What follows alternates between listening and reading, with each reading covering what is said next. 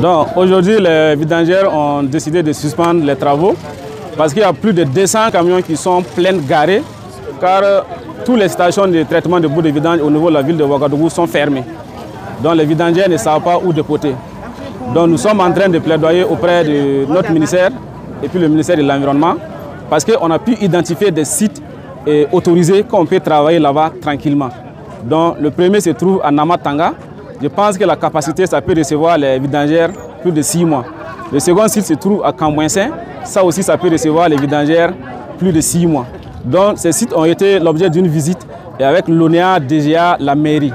Donc on demande que le ministère de l'Environnement puisse nous comprendre.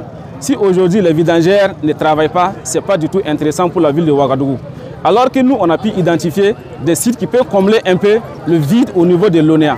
Il faut, en collaboration avec la mairie, même si les vidangères vont exploiter ces sites-là, si ces sites autorisés, si les stations sont fermées, une fois on ouvre les stations, tous les vidangères vont replier au niveau des stations.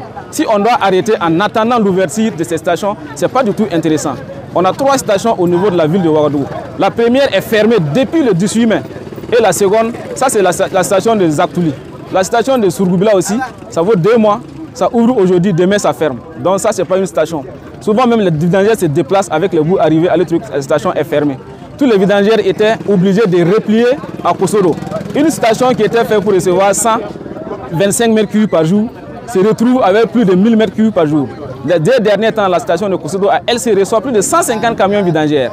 Donc la station ne peut pas tenir, donc ça ferme aussi ses portes. Actuellement à Ouagadougou, il n'y a même pas espace d'1 m3. Je dis bien 1 m3 autorisé qu'un vidangère peut aller dépoter les bouts. Voilà pourquoi on a suspendu nos activités à ce que le gouvernement pense à nous pour qu'on puisse reprendre nos activités dans un bref délai.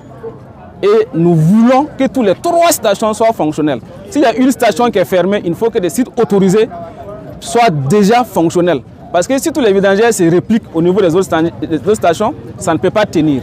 Donc les sites autorisés qu'on a identifiés là peuvent combler le vide et ça va soulager un peu aussi ONEA en attendant que les bailleurs de fonds ne puissent venir en aide pour augmenter la capacité de ces ouvrages d'assainissement qui sont déjà là.